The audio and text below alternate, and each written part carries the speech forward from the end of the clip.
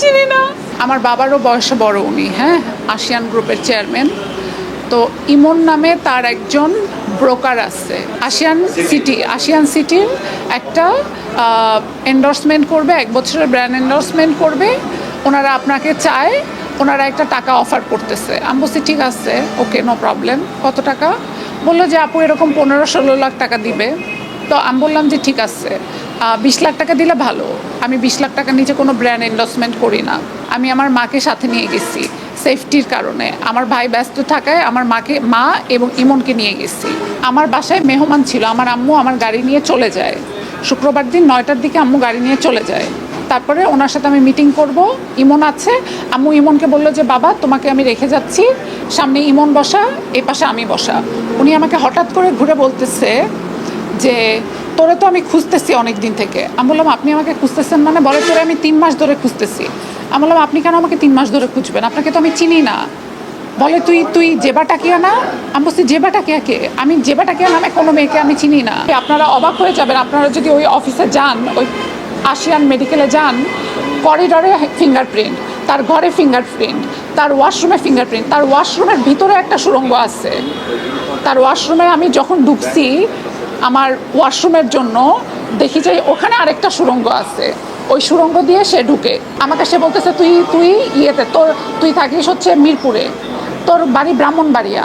তখন আমাকে পাশ থেকে ইমন বলতেছে যে আপু উনি আপনাকে জেবাটাকিয়া ভাবতেছে। জেবাটাকিয়ার বাড়ি হচ্ছে ব্রাহ্মণবাড়িয়া, জেবাটাকিয়া মিরপুরে থাকে। জেবাটাকিয়া 1.5 বছর তার সাথে সম্পর্ক করে তার থেকে 1.5 কোটি টাকা নিছে, 3.5 লাখ 4 লাখ 5 লাখ টাকার পর্দা কিনছে, 7 লাখ টাকার ফার্নিচার কিনছে, বিভিন্ন জিনিস কিনছে এবং ওনাকে অনেক সময় বসা রাখছে। উনি জেবাটাকিয়ার প্রেমে পাগল ছিল। এরপরে জেবাটাকিয়ার স্বামী যখন বিদেশ থেকে আসছে, জেবাটাকিয়া তখন সব কন্ট্যাক্ট বন্ধ করে দিচ্ছে। সে সব জায়গা থেকে কন্ট্যাক্ট বন্ধ করে দিয়ে ওই লোককে ডিচ করে টাকা পয়সা নিয়ে চলে গেছে। এখন এই যে আসিয়ান নজরুল, সে আমাকে জেবাটাকিয়া ভাবতেছে। মানে সে এমন একটা লোক, সে কালকে আপনাকে চিনলে আজকে আপনাকে চিনবে না, এই টাইপের। এরপরে সে ইমনকে ঘর থেকে বের করে দিল যে ইমন তুই বের হয়ে যা।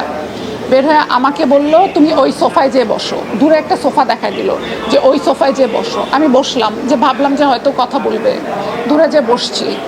এরপরে সে 2 হাত দিয়ে আমার রশি দিয়ে 2 পা বাঁধলো আমার, এবং সেই রশি আমাকে বলে কি এই রশি দিয়ে হাসিনা রাজাকারদেরকে ফাঁসি দিছিল। তারেক রহমান আইসা আমার পায়ের কাছে পড়ে থাকে, হাসিনা আমার পায়ের কাছে পড়ে থাকে, সালাউদ্দিন আমার পায়ের কাছে পড়ে থাকে। তোর মতো মাইয়া মরলে আমার কিচ্ছু যায় আসে না, আমি প্রতিদিন মাটি চাপা দিয়ে রাখি। আমি শুধু বলছি আপনার নিজের ঘরেও মেয়ে আছে, এতটা নির্দয় হয়েন না। আল্লাহ বলছে এত নির্দয় হয়েন না। আপনারা আমার অবস্থাটা চিন্তা করেন। আমি ওই রুমের মধ্যে একা, একটা মানুষ নাই, তার যত লোকজন আছে সবাইকে সে বের করে দিছে, দিয়ে আমার হাত বাঁধছে, আমার পা বাঁধছে, আমার ফোন দূরে ছুঁড়ে মারছে, মেরে আমার গলা চিপে ধরছে। এভাবে গলা চিপে ধরে আমাকে বলতেছে বল আমাকে কেন ঘুরাইছিস। ভাই তাকে আমি জীবনে ওই দিন প্রথমবার দেখছি। ইমন আমাকে জেবাটাকিয়া সাজাইছে তার সামনে।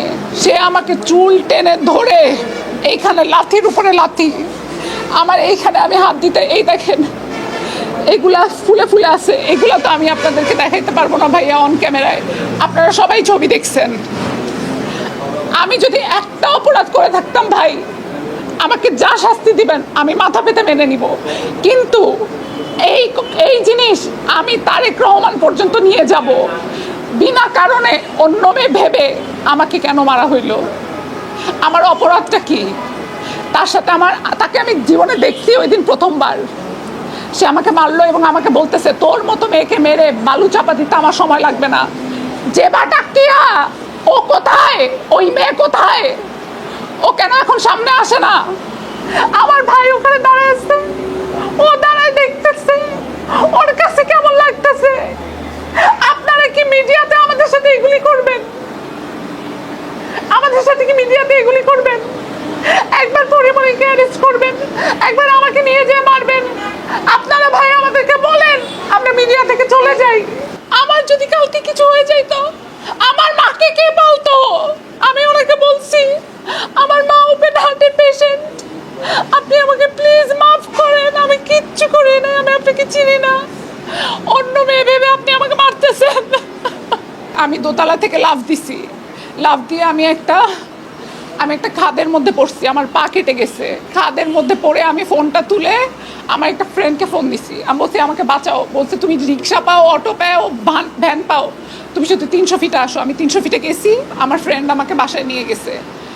তারপরে সকালবেলা জানতে পারি ইমনের 2 পায়ের 10টা নখ উঠায় দিছে ইয়ে দিয়ে, ওর এই যে নখ আছে ইমনের 10টা নখ উঠায় দিছে এবং ইমনের পা ভেঙে দিছে। ইমনের বউ আমাকে সব ভিডিও পাঠাইছে। মানে সে একটা টাকার, সে ক্ষমতার লোভে, সে ক্ষমতায় তাকে নাকি শেখ হাসিনাও ধরতে পারে না, তার কাছে নাকি তারেক রহমান বসে থাকে। আমি তারেক রহমানের কাছে জানতে চাই, আপনি আমার মতো, আপনার মেয়ে আমার বয়সের, আপনার মেয়ে আমার বয়সের মাননীয় প্রধানমন্ত্রী, আপনি আমাকে দেখতেছেন, আপনি আসিয়ানের পা ধরে বসে থাকেন, আপনি ওর পা ধরে বসে থাকেন যে একটা ভূমিদস্যু। প্রত্যেকটা রাজনৈতিক দলের অভ্যন্তরীণ কোন্দলে পড়ে আসলে মাঝখান থেকে আমরা মেয়েরাই হারিয়ে যাচ্ছি। যে যায় লঙ্কায় সেই হয় রাবণ, এটার একটা প্রতিফলন আর কি। তারা যখন শোষিত হয়েছে, সেই শোষিত হওয়ার সময়টা থেকে উত্তরিত হয়ে তারা এখন শোষকের পর্যায়ে এসে বসেছে। শোষকের চেহারা যখন এসে বসেছে তখন তাদের চরিত্র সেই রকমই হবে, সেটা হওয়াটাই স্বাভাবিক। এটা আমাদের বাংলা জাতির চিরায়ত চরিত্র। এখান থেকে আমরা কাউকে মানে বের করে আনতে পারতেছি না, এটা আমাদের জাতিগত একটা ব্যর্থতা। আমার যিনি উপস্থাপক ছিলেন সেই উপস্থাপক বলে গেলেন যে মেয়েরা আসলে তাদের অধিকার আদায়ের সরব। না ভাই, আমরা এখন আর সরব থাকতে পারতেছি না। সরব থাকলে আজকের এই অনুষ্ঠানে, আজকের প্রোগ্রামে আপনারা ছেলেদের চেয়ে মেয়েদের উপস্থিতিটাই বেশি দেখতেন। মেয়েদের উপস্থিতি আসলে বেশি হচ্ছে না, এবং দেখা যাচ্ছে যে আমরা পথে যে সকল নারী সহযোদ্ধা ছিল তাদেরকে আস্তে আস্তে হারিয়ে ফেলছি এই সাইবার বুলিং এর কারণে, এই ট্যাগিং এর কারণে। এর পেছনে আমি বলবো যে আমাদের জুলাই গণ অভ্যুত্থানের পরে যারা সরকারে ছিল, আমাদের ভাই ব্রাদাররা, নাহিদ ভাই, আসিফ ভাই, মাহফুজ ভাই, তারাও অনেকাংশে দায়ী। দেখা গেছে যে মেয়েদেরকে সাইবার বুলিং করা হলে সেই সাইবার বুলিং এর বিরুদ্ধে যাতে একটা স্ট্রিক্ট আইন থাকে, বা জুলাই গণ অভ্যুত্থানে অংশগ্রহণকারী কোনো মেয়ে এইভাবে নোংরাভাবে তাকে যদি কোনো দল আক্রমণ করে, বা কোনো বট বাহিনী যদি তাকে আক্রমণ করে, সে যদি সাইবার বুলিং এর শিকার হয়, কোনো মিডিয়া যদি তাকে মিসলিডিং একটা ইনফরমেশন দ্বারা ফ্রেমিং করে, সেই মেয়েটার একটা নিরাপত্তা পাওয়ার কথা ছিল, সেই মেয়েটার নিরাপত্তার জন্য একটা আইন করার কথা ছিল। সেই আইন আমাদের ভাই ব্রাদাররা করে যায় না, সেই আইনের বাস্তবায়ন আমাদের ভাই ব্রাদাররা করে যেতে পারে না, যে কারণে এখনো পর্যন্ত আমাদেরকে এই জিনিসটার মধ্য দিয়ে যেতে হচ্ছে, এবং এই অপারেশনের মধ্য দিয়ে পিছিয়ে যেতে যেতে আমরা আসলে আমাদের অনেক মেয়েদেরকে হারিয়ে ফেলছি। এখন আসি যে জুলাই কন্যাদের করণীয় কি, জুলাই গণ অভ্যুত্থানের যে সনদ এবং গণভোটের রায়টা যে বাস্তবায়ন হচ্ছে না। আমাদের করণীয় অনেক কিছুই আছে, আমরা কথা বলতে পারি, আমরা আমাদের ভয়েসটা আবার রেজ করতে পারি, কিন্তু আমি একটা কথার সাথে আসলে একমত নেই। মানে সবাই একটা স্লোগান দেয় না যে রক্ত যখন দিয়েছে রক্ত আরো দিব। মেয়েরা অলরেডি রাজপথে রক্ত দিয়েছে, মেয়েরা অলরেডি তাদের রাজপথে তাদের লড়াই সংগ্রাম করেছে, তাদের ঘাম ঝরিয়েছে, তাদের মূল্যবান সময় দিয়েছে। আমি একজন স্টুডেন্ট, আমার লাইফ থেকে অনেকটা সময় চলে গিয়েছে এই রাজপথে লড়াই সংগ্রাম করতে করতে। আমি চাইবো না বারবার রাজপথে আমার অধিকারের জন্য লড়াই করতে। মানে আমার একটা অধিকারের জন্য রাজপথে যদি আমার 3 থেকে 4 বার নামতে হয়, তাহলে আমার জীবনের আর অন্য মানে কাজগুলো আমি করব কখন? আমাদের করণীয় অনেক কিছুই আছে। অনেকে বলতে পারবে যে মেয়েরা এখন সরকার যে জুলাই সনদ বাস্তবায়ন করতে গড়িমসি করছে, মেয়েরা আসলে রাস্তায় নেমে আন্দোলন করতে পারে। আমার মনে হয় না যে রাস্তায় নেমে আন্দোলন করার মতো সেই এনার্জি বা সেই শক্তি এবং সে লোকবল আর আছে। মেয়েরা আসলে ওই পরিমাণে এখন আর নাই, বা মেয়েরা আসলে রাজপথে নামতে অতটা ইন্টারেস্টেড না। ওই যে বললাম, আপনারা ট্যাগিং করছেন, আপনারা ফ্রেমিং করছেন, আপনারা একটা বাজে অ্যাঙ্গেল থেকে একটা রিল নিয়ে ছেড়ে দিচ্ছেন, আপনার ভিউ ব্যবসা হচ্ছে। একদল আরেক দলের মেয়েদেরকে নিয়ে স্লাট শেমিং করে তারা মজা নিচ্ছে, তাদের রাজনীতিটা উপরের দিকে উঠে যাচ্ছে। কিন্তু যে মেয়েরা রাজনীতিতে আসছে, সে যে দলের মেয়ে হোক না কেন, আমি বলবো প্রত্যেকটা দলের মেয়ে, প্রত্যেকটা রাজনৈতিক দলের মেয়েরা আসলে এখানে নোংরাভাবে ফ্রেমিংয়ের শিকার হওয়ার কারণে তারা রাজনীতি থেকে দূরে সরে যাচ্ছে। সরকার গণভোটের গণরায় বাস্তবায়ন করছে না। কেন করছে না? আমরা তো গণভোট দিয়েছি, আমরা গণভোটের জন্য কাজও করেছি। আমরা দেখেছি যে শুধুমাত্র কোনো রাজনৈতিক দলের মেয়েরা না, অরাজনৈতিক যারা আছে তারাও কাজ করেছে। একজন আরেকজনকে, আমার গ্রামগঞ্জে আমি দেখেছি আমার মা খালা চাচিদেরকে, তারা একজন আরেকজনের সাথে গিয়ে গণভোটের কথাটা বলছে যে আপনারা ভোট দিতে মানে ভোট যাকেই দেন না কেন, আপনারা গণভোটে হ্যাঁ দেন। একজন আরেকজনের সাথে উঠান বৈঠকে, বা একজনের সাথে সন্ধ্যাবেলায় যখন একজন আরেকজনের বাসায় আসা যাওয়া করে, তখন তারা এই কথাগুলো বলছে। এই যে একজন আরেকজন, সকালবেলা দেখেছি যে আমার মা চাচিরা দল বেঁধে গিয়ে হচ্ছে ভোট কেন্দ্রে গণভোটে হ্যাঁ ভোট দিয়ে এসেছে। ওই গণভোটটা, আমি যে গণভোটে হ্যাঁ দিলাম, সেই গণভোটটা এখনো পর্যন্ত সরকার বাস্তবায়ন করছে না। এর কারণে আবারও আমাকে রাজপথে কেন নামতে হবে? মানে কয়বার আমরা রাজপথে নামবো? আর রাজপথে নামার জন্য সেই লোকবল সেই পরিমাণে যেই স্ট্রংনেসটা থাকা দরকার। একটা মেয়েকে কতবার মানে স্লাট শেমিং করা যায়? আপনারা 100 বার স্লাট শেমিং করতে পারেন, কিন্তু সেই 100 বার স্লাট শেমিং নেওয়ার ক্ষমতাটা আসলে আমার নাই। মানে গণভোট নিয়ে যদি কথা বলি, দেখা যাবে যে আমাকে যে সরকার গণভোট বাস্তবায়ন করছে না, এই ক্ষেত্রে আমাকে একটা ট্যাগিং দিয়ে দেওয়া হবে, আমি ছাত্র সংস্থার, বা আমি শিবিরের, বা আমি অমুক দলের, আমি তমুক দলের। এই যে আমার অধিকার নিয়ে আমি কথাটা বলতে পারছি না, অধিকার নিয়ে কথা বলার যদি কোনো জায়গা না থাকে, আমি অধিকারের লড়াইটা তাহলে করবো কিভাবে?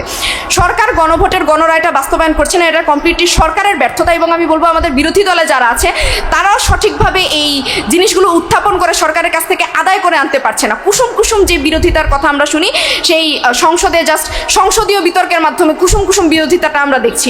তো সংসদীয় বিতর্ক যদি ওরকমভাবে স্ট্রংলি করা হয়, বিরোধী দল যদি তৎপর হয়, এবং সরকার দল আসলে বলবো যে আমাদের আগের যে বক্তারা আছেন তারা অলরেডি বলে গেছেন, সরকার দল আসলে এই জুলাইয়ের রক্ত মারিয়ে, জুলাই শহীদদের রক্ত মারিয়ে, জুলাই গণ অভ্যুত্থানে যে মেয়েরা রক্ত দিয়েছে সেই নারী শহীদদের রক্ত মারিয়ে এখানে এসে বসেছে। জুলাই গণ অভ্যুত্থানের উপরে তৈরি হওয়া জুলাই সনদ এখন তারা বাস্তবায়ন করতে চাচ্ছে না। এটা অবশ্যই মানে যে যায় লঙ্কায় সেই হয় রাবণ, এটার একটা প্রতিফলন আর কি। তাদের যখন সময় ছিল, তারা যখন শোষিত হয়েছে, সেই শোষিত হওয়ার সময়টা থেকে উত্তরিত হয়ে তারা এখন শোষকের পর্যায়ে এসে বসেছে। শোষকের চেয়ারে যখন এসে বসেছে, তখন তাদের চরিত্র সেই রকমই হবে, সেটা হওয়াটাই স্বাভাবিক। এটা আমাদের বাংলা জাতির চিরায়ত চরিত্র, এখান থেকে আমরা কাউকে মানে বের করে আনতে পারতেছি না। এটা আমাদের জাতিগত একটা ব্যর্থতা। সরকার গণভোটের গণরায় বাস্তবায়ন করছে না, এটা কমপ্লিটলি সরকারের ফেলোর। এবং এই গণভোটের গণরায়টা যদি বাস্তবায়িত করতে সরকার আরও বেশি প্রলম্বিত করে এবং আরও বেশি এটাকে দীর্ঘায়িত করে, এটা নিয়ে আরও অনেক নাট্যমঞ্চ বানায়, আরও অনেক নাটক বানায়, আরও নানা ধরনের সংবিধান, এই জিনিসগুলোর, এই আইনের ফাঁকফোকর, এটা সেটা, এই জিনিসগুলো যদি তারা দেখাতে থাকে, এটা যেমন নারীদের উপরে এটার খারাপ প্রভাব আসবে, পুরো জাতির উপরে খারাপ প্রভাব আসবে। এবং সরকার যে গণভোটের রক্ত মারিয়ে, যে জুলাই গণ অভ্যুত্থানের রক্ত মারিয়ে গণভোটের মাধ্যমে এবং যে নির্বাচনের মাধ্যমে এখানে এসে বসেছে, তারা সেই নির্বাচনটা, গণভোট যদি অবৈধ হয় তাহলে তাদের সেই নির্বাচনটা আসলে বৈধ থাকে না, সেই নির্বাচনের কোনো সার্থকতা আসলে থাকে না। তারা যদি ফ্যাসিস্ট হয়ে উঠতে চায়, তারা যদি স্বৈরাচার হয়ে উঠতে চায়, তাহলে তাদের পতনও ঠিক শেখ হাসিনার মতোই হবে। আর বেশি কথা বাড়াতে চাচ্ছি না। আমাদের করণীয় আসলে, আমি বলবো যে মেয়েদের করণীয় আসলে অনেক কিছুই আছে। আমরা আবারও রাজপথে নামতে পারি, কিন্তু আসলে আমি চাই না যে যতগুলো মেয়েকে আমরা হারিয়েছি, যতগুলো মেয়ে জুলাই গণ অভ্যুত্থানে গিয়ে রক্ত দিয়েছে, আবার ততগুলো মেয়ের রাজপথে নেমে তাদের হচ্ছে জীবন থেকে মূল্যবান সময় বা মূল্যবান তাদের জীবনের মূল্য দিয়ে হচ্ছে এই গণভোটের রায় বাস্তবায়িত হচ্ছে না কেন, জীবনের মূল্য দিয়ে তার অধিকার আদায় করতে হয়, এটা আমি আর চাচ্ছি না। জুলাই গণ অভ্যুত্থানের পরে গণভোটের যেই আদেশটা আছে, সে গণভোটের রায় বাস্তবায়ন, জুলাই সনদ বাস্তবায়ন এবং এই বিষয়গুলোতে জুলাই কন্যাদের অবদান এবং করণীয়, আমি প্রথমে একটু অবদানের দিকে না যাই, কারণ জুলাই কন্যাদের অবদান আসলে আপনাদেরকে মানে আজকে এই অনুষ্ঠানের মধ্যে আপনারা সামনে সাংবাদিক ভাইরা বসে আছেন, গেস্ট হিসেবে যারা বসে আছে বা গেস্টের চেয়ারে যারা বসে আছে, তাদের মধ্যে 6 জন পুরুষ এবং 4 জন নারী বসে আছি আমরা। তো এই যে জুলাই কন্যারা ধীরে ধীরে আসলে হারিয়ে যাচ্ছে, জুলাই কন্যাদের করণীয় বা জুলাই কন্যাদের অবদান সম্পর্কে তো আসলে কোনো কিছু আলাদা করে বলতে হবে না। এই যে আমরা আমাদের যা করণীয়, আমাদের যে অধিকারগুলো আদায় করার জন্য আমরা লড়াই করব, ওই লড়াইটা আমরা কিভাবে করব? প্রত্যেকটা জায়গা থেকে জুলাই কন্যাদেরকে আস্তে আস্তে সরে যেতে হচ্ছে, তাদেরকে সরিয়ে দেয়া হচ্ছে। কেন তাদেরকে সরিয়ে দেয়া হচ্ছে তার পেছনে যদি আমি একটু কথাবার্তা বলি, যে জুলাই কন্যারা আসলে এই যে তাদের করণীয়, এই যে আমাদের একটা অধিকার, আমরা জুলাই গণ অভ্যুত্থানে অংশ নিলাম, জুলাই গণ অভ্যুত্থানে শুধু আমি না, আমি বলবো যে আমি ছোট্ট একটা মানুষ ছিলাম বা একটা ছোট্ট স্টেক ছিলাম, আমার বাইরেও আমি দেখেছি যে বামপন্থী, ডানপন্থী আরও অনেক মেয়েরা ছিল, সব মেয়েরা সমানভাবে কাঁধে কাঁধ মিলিয়ে আন্দোলন করেছে। তো এই মেয়েরা আসলে গণ অভ্যুত্থানের পরে ধীরে ধীরে হারিয়ে যাচ্ছে। কেন হারিয়ে যাচ্ছে? এই হারিয়ে যাওয়ার পেছনে অন্যতম একটা কারণ কিন্তু আমি বলবো যে আমাদের সাইবার বুলিং, এবং অনেক ক্ষেত্রে আমাদের যেই সাংবাদিক ভাইরাও এক্ষেত্রে অনেকাংশে দায়ী। দেখা যায় যে তারা এমন একটা মানে চটকদার ট্যাগলাইন দিয়ে বা এমন একটা ক্লিকবেট ট্যাগলাইন দিয়ে আমাদের একটা ভিডিও ধারণ করে বা একটা ছবি ধারণ করে বা ছোট একটা রিলস ধারণ করে তারা হচ্ছে তাদের মন করা একটা ক্লিকেবল ট্যাগলাইন দিচ্ছেন, যেই ট্যাগলাইন দেখে আপনার নিউজটা অনেক মানুষ দেখছে, আপনার চ্যানেলের ভিউজ বাড়ছে, আপনার লাখ লাখ টাকা হচ্ছে মনিটাইজেশন থেকে আর্ন হচ্ছে। কিন্তু আপনি তো একটা, যেই মেয়েটা তার অধিকার আদায়ের জন্য কথা বলছে, যে মেয়েটা তার লড়াই সংগ্রাম চালিয়ে যাচ্ছে, তার ক্ষতি করে দিচ্ছেন। আপনাদের এই ট্যাগগুলোর জন্য বা আপনাদের এই রিলসগুলোর জন্য, আপনাদের এই ভিউ বানানোর এই ব্যবসার জন্য মেয়েদের আসলে অনেক ক্ষতি হয়ে যাচ্ছে। অনেক মেয়ে সাইবার বুলিংয়ের শিকার হচ্ছে। আমাদের বাংলাদেশের মানুষের মন মানসিকতা তো আসলে ভালো না, মানে যেখানে যায় মেয়েদেরকে একটু না খোঁচালেই নয়। এই যে আস্তে আস্তে মেয়েদেরকে সাইবার বুলিং করা হচ্ছে, এই যে আস্তে আস্তে আপনারাও এর পিছনে দায়ী, মজু সাংবাদিকরাও এর পেছনে দায়ী আমি বলবো, কিছু কিছু মজু সাংবাদিকরা, এবং এর পেছনে বাংলাদেশের মানুষের যে মানসিকতা সেই মানসিকতাও দেয়, এবং রাজনৈতিক দলগুলো এর পেছনে দেয়। দেখা যাচ্ছে যে আমি একটা মানুষ, আমাকে শিবিরের বটবাহিনী যেভাবে অনলাইনে আক্রমণ করছে, আমাকে ছাত্রদলের বটবাহিনী ঠিক একইভাবে আক্রমণ করছে। এগুলো নিয়ে আমরা যখন কথা বলি, আমরা যখন আমাদের সংশ্লিষ্ট যারা ভাই ব্রাদার আছে শিবিরের ছাত্রদলে, তাদের সাথে যখন কথা বলি, দেখা যায় যে মানে এক একটা দলের একজন আরেকজনের উপর দোষ চাপিয়ে দিচ্ছে। এরা বলছে যে আমরা তো আগে শুরু করিনি ট্যাগিং, তারা শুরু করেছে, তাই আমাদের বটবাহিনীকে সক্রিয় হতে হচ্ছে। তো এই যে আমরা আমাদের অধিকার আদায়ের জন্য লড়াই করেছি, অধিকারটা দ্রুত বাস্তবায়িত হোক, এবং অধিকার বাস্তবায়নে আমার মনে হয় শুধু মেয়েরা না, যারা আছে আমরা সমষ্টিগতভাবে সবাই একসাথে কাজ করি। ধন্যবাদ।